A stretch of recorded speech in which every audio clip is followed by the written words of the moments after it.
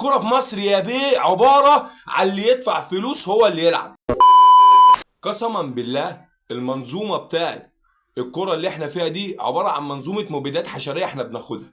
وان كابتن احمد شوبير طلع يتكلم ويقول لك على جمهور المغرب طالما انت بقى مش هتشجعني يبقى نخلي الروح حلوه ما بيننا احنا الاثنين. يا عم جمهور المغرب بيشجع ولا ما يشجعش؟ ما يولع يا عم جمهور المغرب.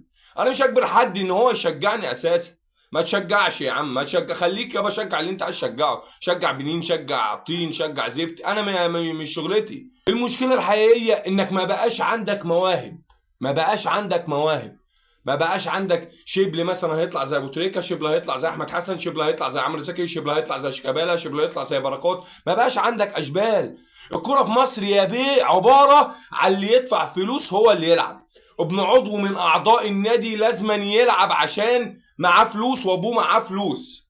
بس هي دي المشكلة يا بيه. المشكلة يا بيه ان الكورة في مصر انتوا دورتوها لفلوس ونسيتوا اصل المشكله ان الكوره اساسا لو موهوب يا سيدي ابن اللي معاه فلوس ما تخليه يلعب.